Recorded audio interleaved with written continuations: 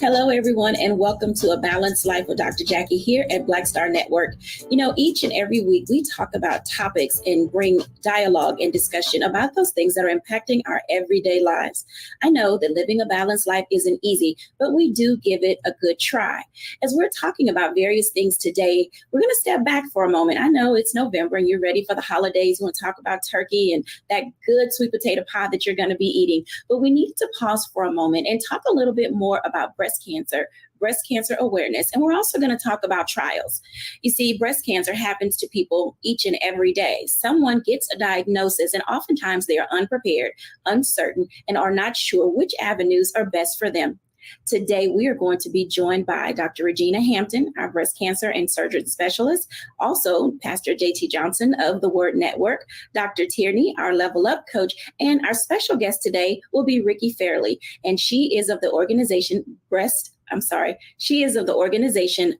Breast Cancer Alliance. We're going to talk to her today about the variety of trials that are at our disposal and why it's important for women of color, people of color, to get involved. Welcome in, everyone. I am delighted that each of you are joining us today because we had such an amazing discussion during our month of October talking about breast cancer.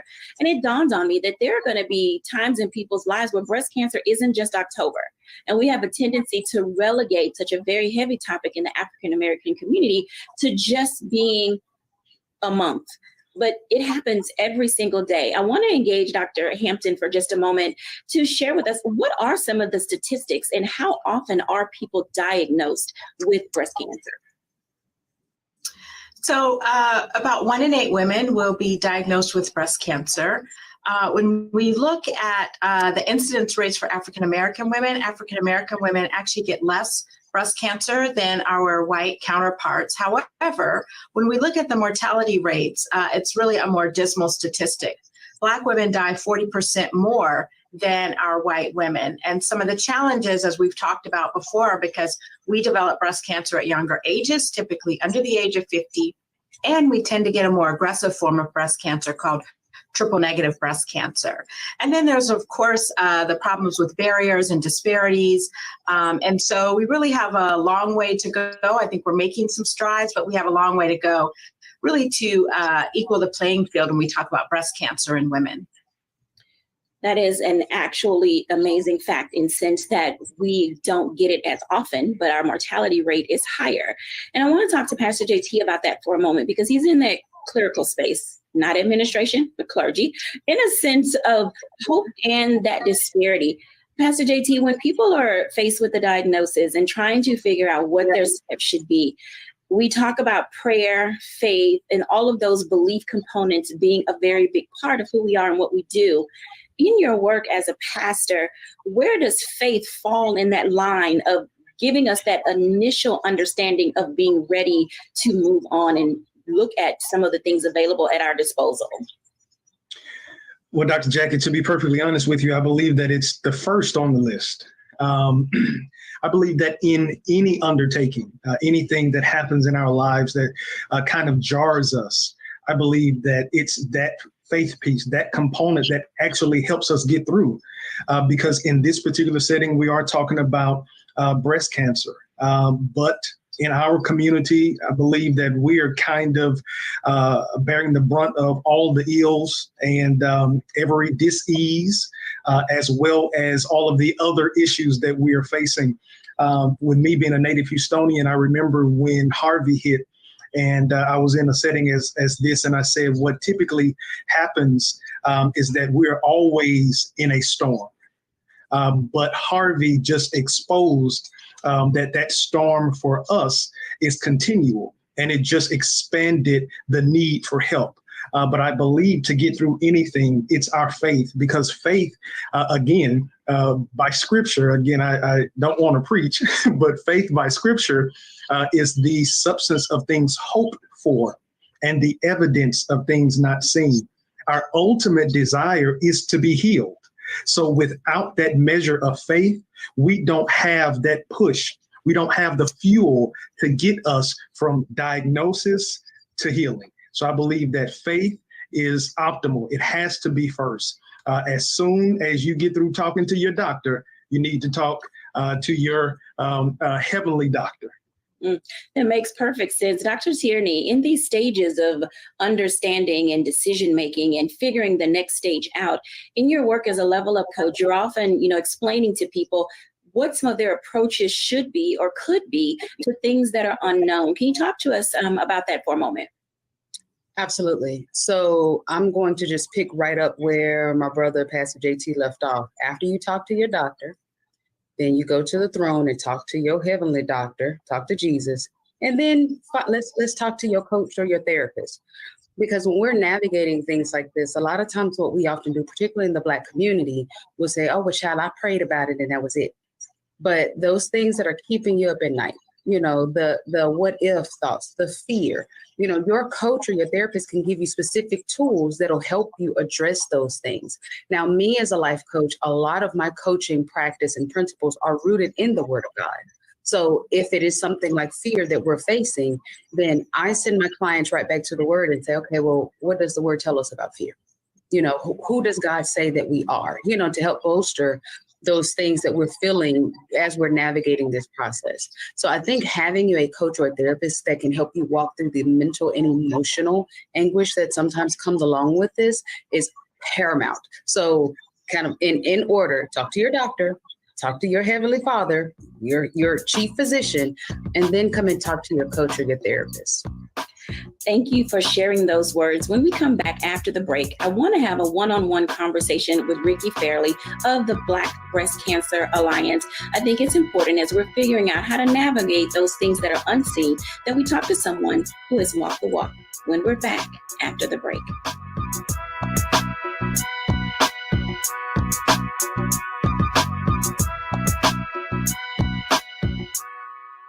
It's about us. Everybody out together. We are in sunny South Dallas. The election is coming up. It's super important that folks know who they are voting for, but more importantly, what they are voting for. Everybody Y'all, we got some free shirts and free lunch right over here. Freedom is our birthright. No matter what we're up against, we're sending a message in Dallas and Texas and in the country. We won't back down. That's what this bus tour is all about. The housing cost is one of the most capitalized areas that we have found. People who are marginalized, that are brown and Black, we are suffering the most. And I think that we have the biggest vote and the biggest impact in this election. I'm voting for affordable housing, for sure. We should not be paying the cost of a utility failure because our elected officials are too proud to say we need help. I know that we can bring out our people to vote. It's a part of our birthright. It's a part of our heritage, and surely it's a part of our present and part of our future. That's right. That's what's up. And we won't black down. Forward that message to 5 friends, because in that message, it's got links to how to get registered, how to check your registration status. Like I said, 2:30, we'll start rendezvousing right here on this street. I am voting to let our voice be heard in the rural communities that, hey, we are people too. There are things that we need. Free shirts, free food, and lots of power. Here in Longview, Texas, where Black Voters Matter, 365. Whatever type of oppression a white supremacist throws our way, he will not black down. We are in relentless pursuit of liberation of our people. Freedom is liberation for Black bodies and Black communities to make economic change through political power. Freedom is choice. We won't black down. We won't black down. We won't black down. We won't black down. We won't black down. We won't black down.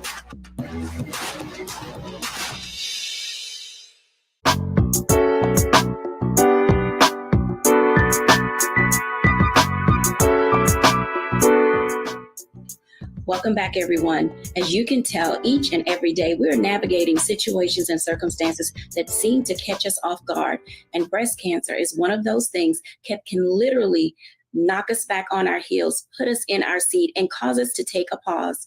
Everybody, welcome in Ricky Fairley. Hi, Ricky. How are you? It's so great to be here with you. I am excited that you are here today. Tell our audience about yourself, who you are, and walk us through your journey. And then we'll talk a little bit more about your special work and your hashtag When We Trial. Sure. So I'm a 11-year survivor of triple negative breast cancer. I was diagnosed with stage 3A, triple negative. I had a double mastectomy. I had 6 rounds of aggressive chemo, 6 weeks of radiation. I was given a clean bill of health. And then about a month later, I had a PET scan for an annual checkup. My doctor found 5 spots on my chest wall and said, okay, Ricky, you're now metastatic. You have 2 years to live. Get your affairs in order. We don't have anything more for you. Triple negative breast cancer, has the highest mortality rate. It's the worst one. It's the most aggressive breast cancer. And it's the only breast cancer that doesn't have a drug to prevent recurrence. And so you may have taken something for 5 years. We don't have a drug. And so it comes back very rare like mine did. And my doctor gave me 2 years to live. So I went on Dr. Google and I found the Triple Negative Breast Cancer Foundation, who they were able to find me a doctor in Atlanta where I lived at the time, probably one of about 5 doctors that were working on triple negative research at the time. And this doctor, she put me on some experimental drugs. I did a lot more chemo and I didn't die. And so it's been 11 years. And so I know that God left me here to do this work. And when you talk about faith, faith is what got me through. I mean, I had to relinquish my faith and give my life to God and say, okay, God, what have you got for me? And he gave me my purpose. And that's why I'm here. Well, let me ask you this question, because you talk about your faith and we can see it in your face. When you marry those two, between faith and medicine, where do you often land? Because sometimes those of us who are on the outside looking in of someone else's journey don't really know how to step in and be a part of the village of that individual going through the experience. Can you explain or share that with us about your process and knowing when and how to allow other people into your space? Well, faith without works is dead. That's a scripture, right? So you have to do the work.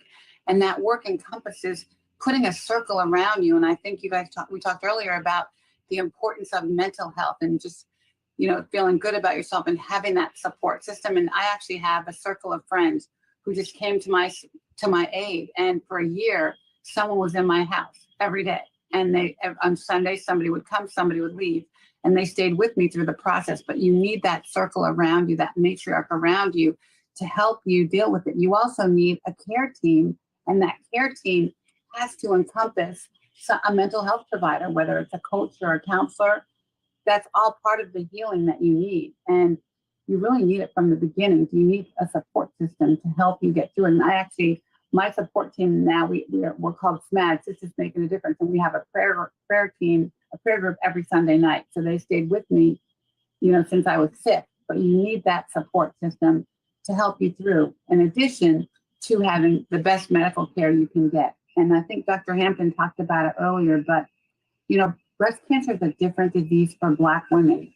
And a couple of years ago, I started looking at the data and I started calling it Black breast cancer. It's a thing. And we now have a battery of data that's validating that a Black breast cancer cell looks different from a white breast cancer cell. And that the science is different and requires different drugs. Thank you for sharing that. I do want to invite in Dr. Hampton, because you mentioned something that often I know our audience was viewing and they probably gasped and clutched their pearls when you said that you got your diagnosis, you had a double mastectomy, and then you went back for a PET scan, and then there was yet something else.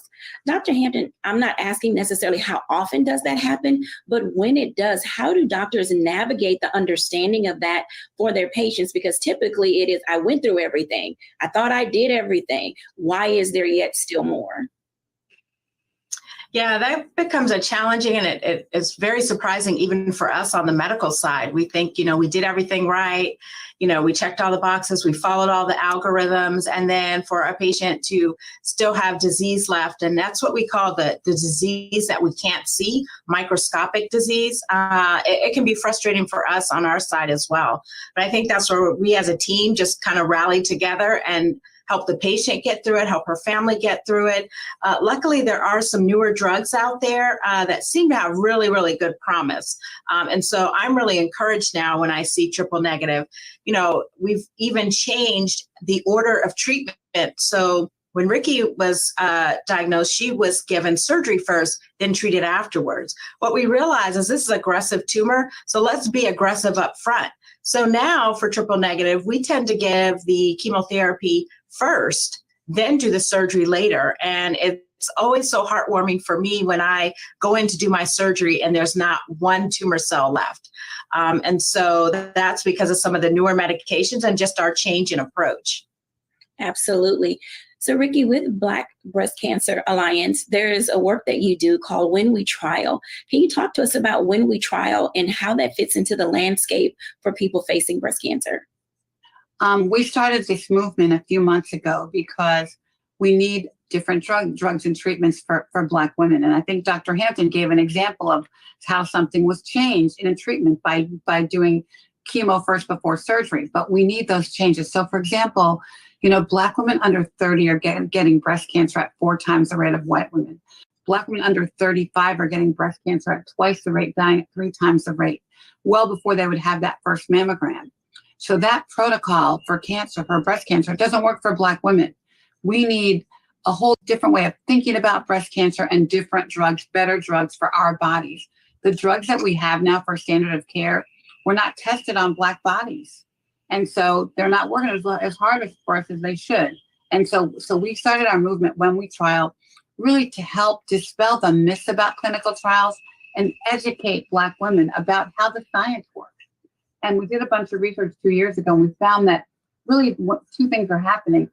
Doctors are not inviting Black women into clinical trials, so they're not getting invited. And then they don't really understand them. They don't know about them. There's this sort of fear of the unknown.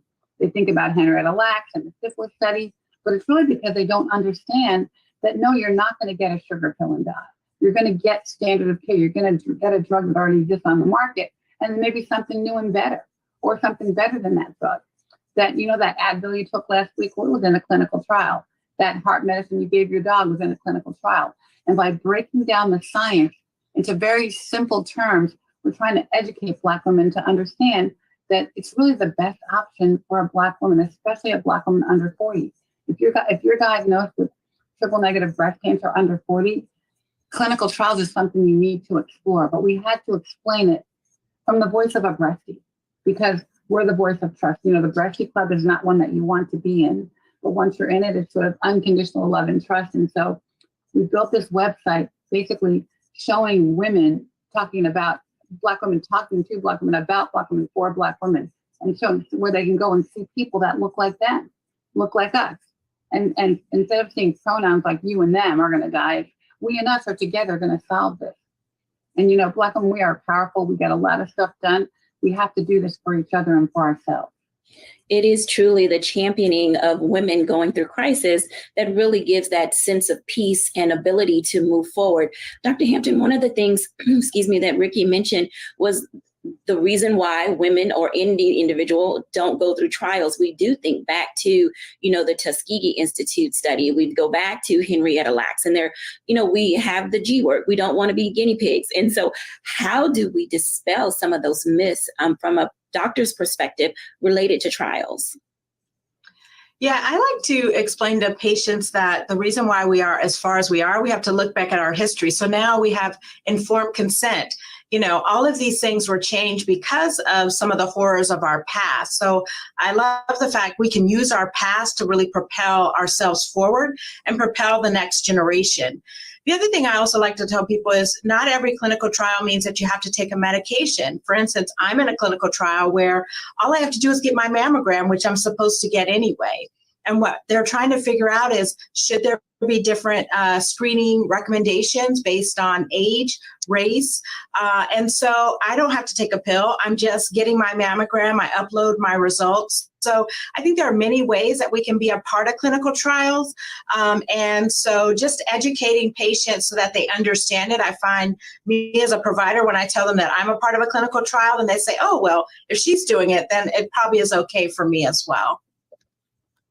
I think that these types of informations that are being given to us today do help waylay some of the fears and the concerns.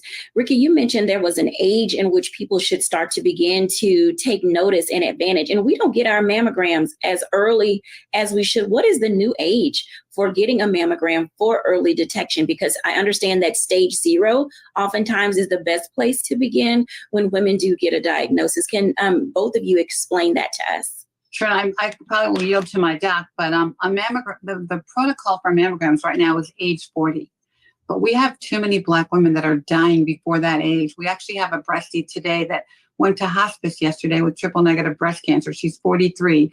When she went for her first mammogram at 40, she already had disease. She had triple negative breast cancer, stage 3. So that's too late. So until we change that protocol, we're all at risk. And Dr. Hampton can probably explain this better, but you really need to know her story, and you should go to your doctor in your 20s, really. And if you have a history of breast cancer, go 10 years before your mother had breast cancer. But you have to know her story. You need to be talking to your mamas and talking to your family members, talking on both sides of your family about your risk. So at least you know if you have a risk. But most breast cancer isn't from a parent. It's not hereditary. So we really just have to be checking our breasts, and we don't think it's early enough. I mean, we just started recently a young women's campaign, and we have an HBCU internship where we're getting young women at age 19, 20, just to know their bodies, know your breasts, touch them, feel them, look at them, and get to know your bodies. And because so many young women are dismissed by doctors, they'll go and present with a risk, and the doctors say, oh, come back in 6 months, you're too young for a mammogram. But there's so many risks for Black women that we're not accommodating for with the sort of protocols for breast cancer. Black women cannot wait till 40. We need to be thinking about our breasts, knowing our her story, talking to our families, and having these conversations with both sides of our family, the men and the women, to really understand what we're up against. Absolutely. Dr. Hampton? Yeah, so a couple years ago, the American College of Radiology came out and said that Black and Jewish women are considered high risk. And because of that, they should get a risk assessment starting at age 30, where you're going to go into a breast specialist or a genetic counselor, where we can really talk about, is there family history? Do you have increased densities? Do you have some non-cancerous issues in your breast that have been going on? And then we can make a very personalized decision on if that particular woman should start screening earlier. And so I think with some studies that are out now trying to answer that question, like the Wisdom study, I think we can get there. But I recommend Black women starting at age 30, get that risk assessment and see if you qualify to start getting mammograms earlier. Thank you both. When we come back after the break, I want to expand and explore this conversation as it relates to men and breast cancer. They are not immune. When we're back after the break.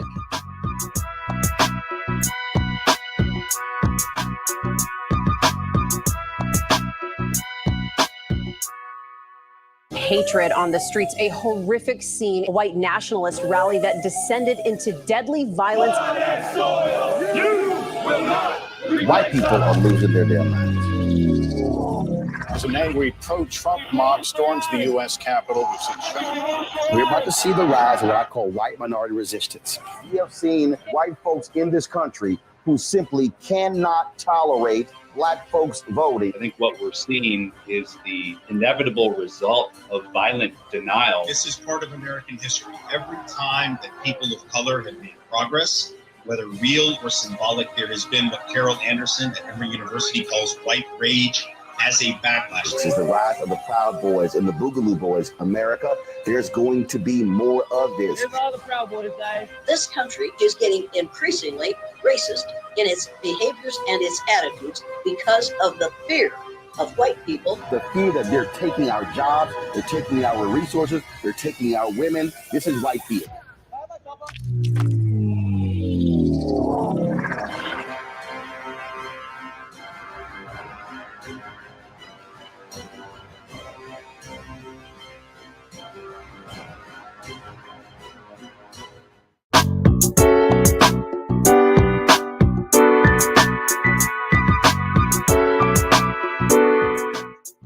Welcome back, everyone, to A Balanced Life. And I hope that information that you're receiving today allows you to get into that space where you are able to not only discern, but to decide what treatment pathway or trial is best for you, but also how to be there for someone who is going through a cancer diagnosis.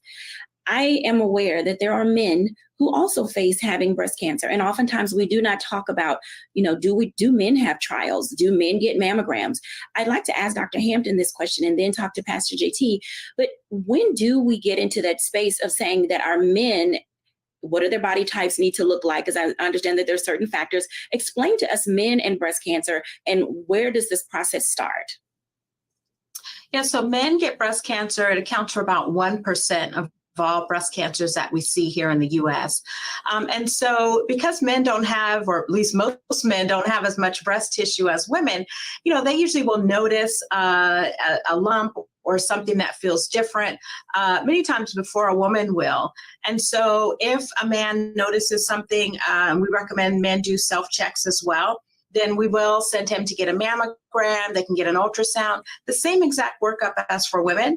And if they are diagnosed, then the treatments are exactly the same. Men can have a lumpectomy or a mastectomy.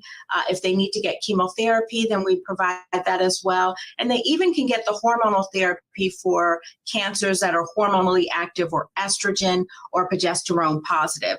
So we treat male breast cancer exactly the same. So I recommend that men know their family history as well. It's very important, especially if there was male breast cancer in the family. And we got to look at both sides of the family, our mother's side and father's side, and be aware. And men, if something feels different to you, then be sure to get that checked out. Now, you and Ricky both mentioned ancestry, and oftentimes in our community, we don't know who one of those parents are, or a grandparent or a great grandparent. So how do we bring in knowing, that's sort of like, to me, a disparity, and it's like a gut check. It's like, well, I don't know what my mom had because she wasn't around, or I don't know what my dad had or my grandmother had. Are there other ways to help individuals? And then also, does obesity, play a part in it, if not all of it is ancestry related or DNA based? Yeah, so when we look at breast cancers that are hereditary, it's only 1 in 10 cases that are hereditary where we know that there's a family history. The other 9 are just going to be sort of pick out of the air. But I think it is important to try and have those health conversations in our family. I know we don't like to have them, but very important.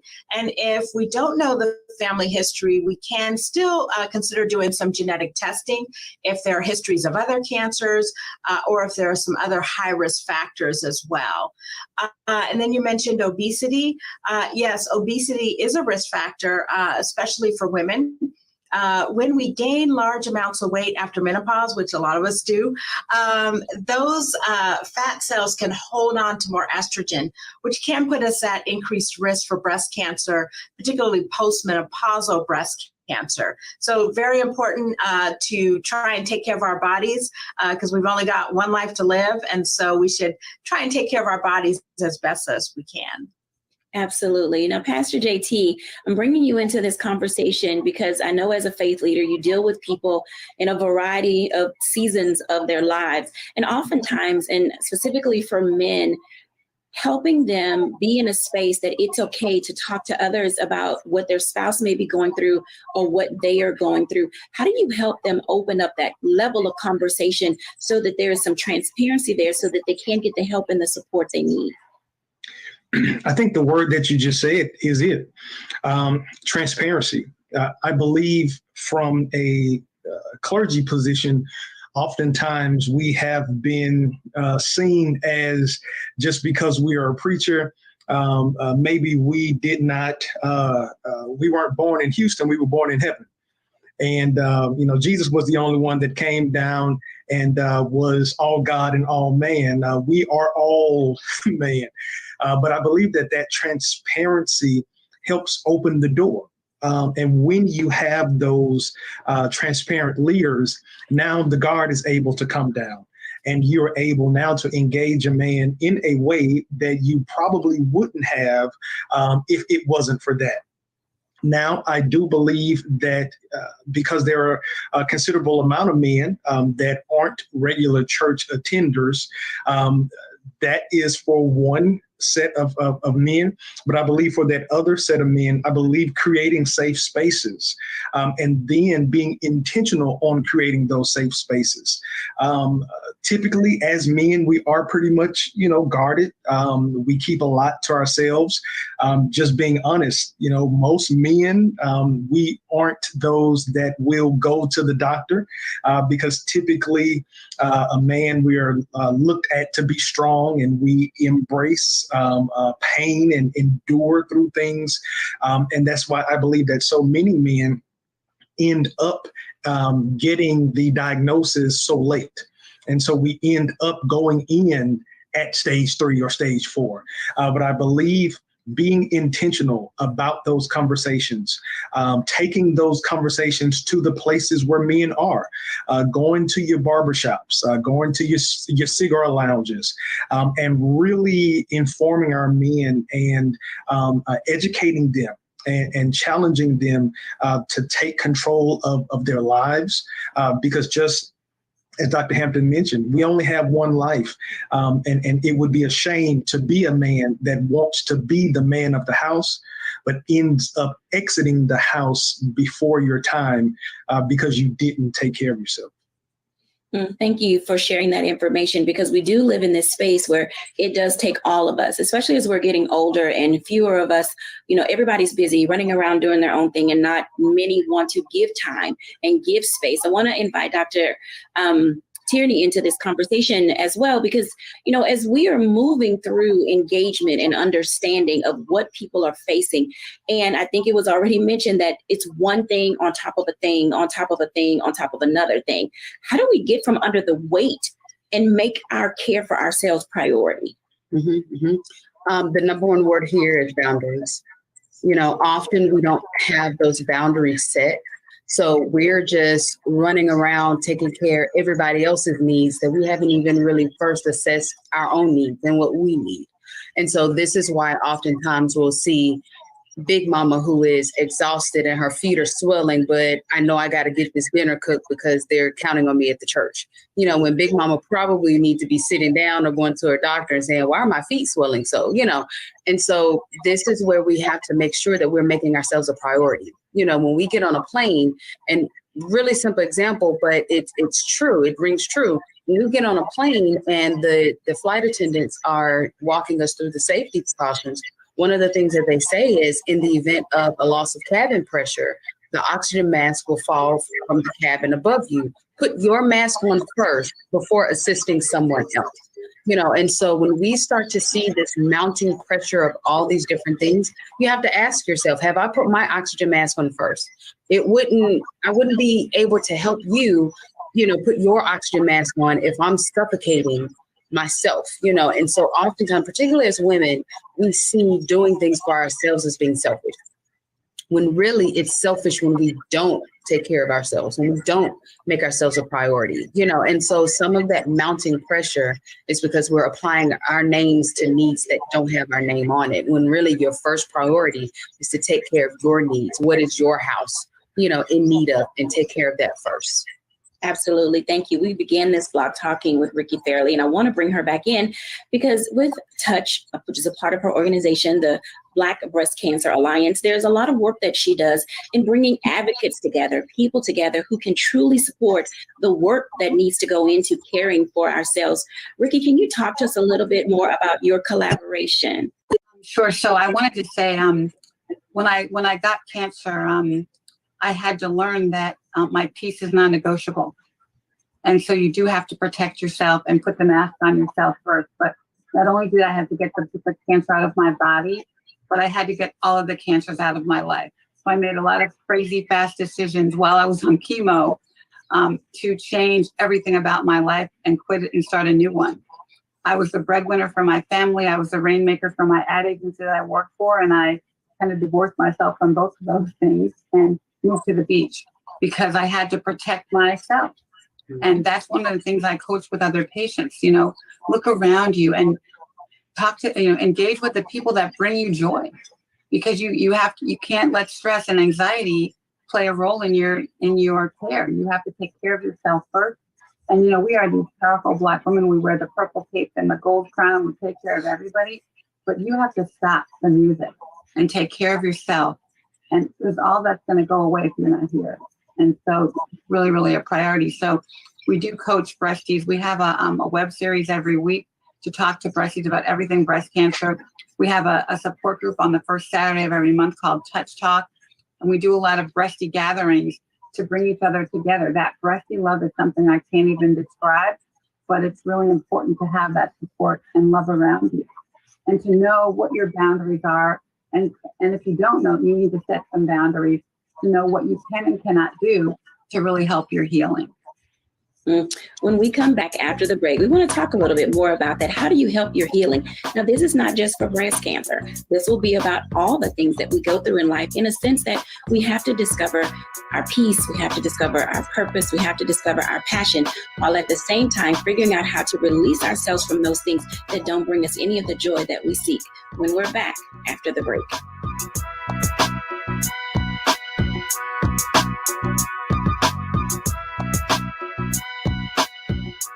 It's about us. Everybody out together. We are in sunny South Dallas. The election is coming up. It's super important that folks know who they are voting for, but more importantly, what they are voting for. Everybody Y'all, we got the free shirts and free lunch right over here. Freedom is our birthright. No matter what we're up against, we're sending a message in Dallas and Texas and in the country. We won't back down. That's what this bus tour is all about. The housing cost is one of the most capitalized areas that we have found. People who are marginalized, that are brown and Black, we are suffering the most. And I think that we have the biggest vote and the biggest impact in this election. I'm voting for affordable housing, for sure. We should not be paying the cost of a utility failure because our elected officials are too proud to say we need help. I know that we can bring out our people to vote. It's a part of our birthright. Right. It's a part of our heritage. And surely it's a part of our present and part of our future. That's right. That's what's up. And we won't black down. Forward that message to 5 friends, because in that message, it's got links to how to get registered, how to check your registration status. Like I said, 2:30 we'll start rendezvousing right here on this street. I am voting to let our voice be heard in the rural communities that, hey, we are people too. There are things that we need. Free shirts, free food, and lots of power. We are in Longview, Texas, where Black Voters Matter, 365. Whatever type of oppression a white supremacist throws our way, we will not black down. We are in relentless pursuit of liberation of our people. Freedom is liberation for Black bodies and Black communities to make economic change through political power. Freedom is choice. We won't black down. We won't black down. We won't black down. We won't black down. We won't black down. We won't black down.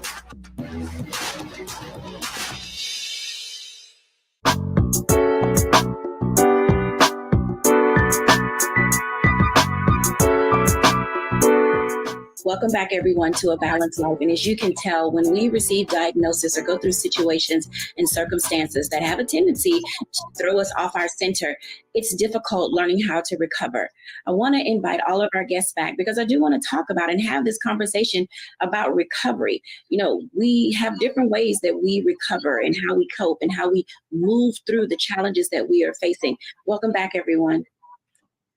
I want to start with Dr. Hampton. You know, as we have talked about, people go through a variety of things in their seasons in life, but as they're faced with a medical diagnosis, how are you monitoring or helping individuals, and what are some of the things that they can do in order to be able to move their lives forward, even in the midst of facing diagnosis? Yeah, I mean, I do exactly what Ricky said and what Dr. Tierney said. I often try to find out where's the real cancer in life, because I can treat the cancer that's in the body, But, I can't help you if you're in a bad relationship, if children treat you bad, if your family's not treating you well, if your job is not treating you well. So I really try and take a whole patient approach and really have the patient look at what are the other factors in their life that are causing stress. Who might you need to cut out? Who might you need to not answer the phone that day? Because I think it's so important. And I think as women, we're so busy trying to help everyone else that we really have to help ourselves first. And, no is a complete sentence. It's got a capital letter and a period. And you can say it lovingly with a smile, but we really should be firm in that to really protect ourselves so that we can heal, so that we can go through this journey and get out on the other side in a better place. Absolutely. Pastor JT. Wow. I'm loving the conversation today, and Dr. Hampton, that the capital letter and the period at the end. Thank you. I'm going to use it again, but I'm letting you know now. I appreciate that. But to be perfectly honest with you, there's a parable that Jesus talked about, and our own, I call him the world's bishop, Bishop Jakes, has a whole conference that's talked about "Woman, thou art loose."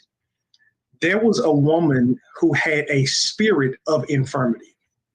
She wasn't really sick, but mentally she had gravitated to illness, and she mentally created an illness to manifest itself, and it had a grip on her. Jesus didn't say, "Woman, you are healed." It said, "Woman, you are loose." And so many of us, we have people in our circle, we have situations that have come along, even situations in our past that have taken such a grip on us that it is manifesting itself in the forms of cancer, in the forms of depression, in the forms of addiction. But really, we have to figure out what is that thing, or what are those things that have come alongside of us and has now taken control of us and have us living a life where we are a character and we're not even living our true life of our true selves. So I believe that is extremely important, because if it's not cancer, it will be another dis-ease. And I remember Dr. Tierney saying that before, the dis-eases of life.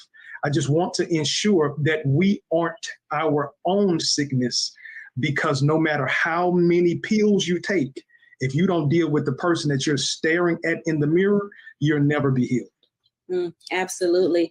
Ricky Fairley. Yes. Mm-hmm. Again, your piece is non-negotiable. It's really not. You have to just figure out how to get there, and it does take some effort and some thought, and to figure out who is bringing you joy. And you just have to say, okay, I love you, but you got to go right now. Maybe you can come back to my life in a few years, but right now I'm fighting like a girl to save my life, and it's going to take that energy to save yourself. I thank you for sharing that, because literally I think that we could talk about this at another time and another time and another time. Is like, how do we always get to a space where something has to happen in our lives in order for us to really begin to see the landscape and the things that are going on that are bringing us discomfort and are causing us not to have peace? Dr. Tierney. And you just literally set it up for exactly where I was going to go. I know today we're having the conversation around advocacy for breast cancer, but the things that we're talking about, the tools, the coaching tools, the how to advocate for yourself with your doctor, this is not something that we should just put in place once we receive a diagnosis. This is something that boundaries are needed now. So if you're watching this and you may be saying, well, I don't have breast cancer, so this doesn't really apply to me, or I don't know anybody that's suffering with any diseases or anything like that. So, everything that we said applies to you, sugar, because these are things that are just good principles and practices to have in your life. This is how you keep the diseases from manifesting in your body, whatever they may be. It may be something in your physical body, it may come out in your bank account, but these are things that really, when we stop and pause long enough to take our eyes off of all of the things out here and start focusing our attention in here to see what's going on with me. Who am I? Whose am I? And focusing in on what really matters, then we'll be able to really unplug from those things that are causing the diseases that are manifesting in our bodies. Okay, so that's really the number one thing that I want to make sure that everyone understands, that all of the things that we talked about today, it applies to you regardless of if you do or do not have a diagnosis. These are just good practices to put in place, and some practices that may help you from receiving a diagnosis down the road. Absolutely. I'm going to come back through because I want to ask each of you, if you had to give my audience something to consider releasing themselves from. Oftentimes people say, I didn't know where to start. I don't know where to begin. Everything you said was so amazing, but I don't know what to do with the information. Where do we begin? And I'll start with Dr. Hampton. If you had to say something that people could consider to begin to free themselves up from now, what would you say that would be? I would say start out and find out, learn what makes you happy, and then find out what are the things that are preventing you from getting to that happiness. And sometimes they can be hard answers, and many times it can be really people close to us who mean well, but they don't often treat us well. And so I think, find out what makes you happy, and then find out what's preventing you from getting to that happiness. Absolutely. Pastor JT. I'd say free yourself from yesterday. I believe it's a lot of people that live in the past, and that creates the misery of today, which destroys the value of the future. So free yourself of yesterday. Try to forget the pain, but remember the lesson. Absolutely. Ricky Fairley. I would say, I wake up every morning and I thank God that I'm still alive. I shouldn't be here. And so think about what you're grateful for. What are you grateful for? And what are you not grateful for? And that kind of defines the people and the things you should be doing. You should be living your best life every day. And think about what you're grateful for. What gifts do you have in your life that you're so grateful for? And then that can direct who you should be with. Absolutely. Dr. Tierney. I would say free yourself from the opinions and validations of others. A lot of times we're so focused on people pleasing and worried about what someone else is going to say, or did they like my photo on social media? And we're so busy looking at others that we're not looking at ourselves. You'll be surprised at the amazing transformations that my clients have been able to achieve just by doing simple internal things like practicing self-care, setting boundaries, finding their optimal balance, and all of the things that really causes them to focus on who they are and whose they are, and not what's happening out here or trying to live their life for the approval and opinion of other people. So I would absolutely say free yourself from the opinion and validations of other people. Hold that thought for a moment, Dr. Tierney, because I've heard you say before, boundaries. Can you talk to us for just a moment about the difference between barriers and boundaries? Absolutely. Thank you for asking me that. A lot of times when people hear the word boundaries, they automatically think barriers.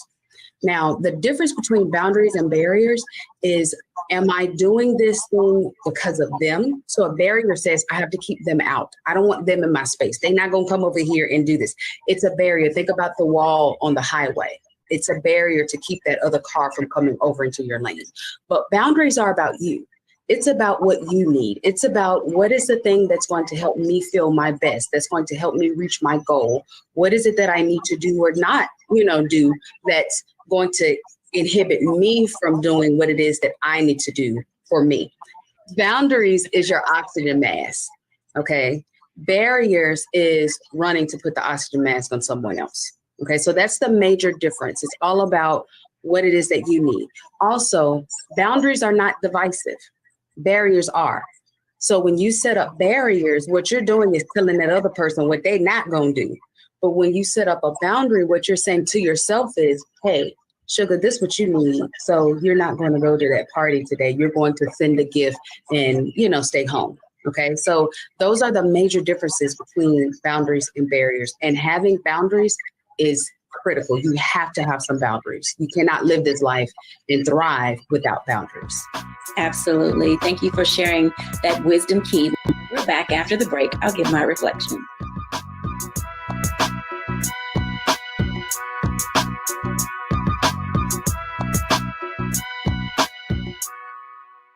When you talk about Blackness and what happens in Black culture, we're about covering these things that matter to us, speaking to our issues and concerns. This is a genuine people-powered movement. There's a lot of stuff that we're not getting. You get it, and you spread the word. We wish to plead our own cause. Too long have others spoken for us. We cannot tell our own story if we can't pay for it. This is about covering us. Invest in Black-owned media. Your dollars matter. We don't have to keep asking them to cover our stuff. So please support us in what we do, folks. We want to hit 2,000 people, $50 this month, raise $100,000. We're behind 100,000, so we want to hit that. Your money makes this possible. Take some money orders. Go to P.O. Box 57196, Washington, D.C. 20037-0196. The Cash App is $RM Unfiltered. PayPal is R Martin Unfiltered. Venmo is RM Unfiltered. Zelle is Roland at RolandSMartin.com.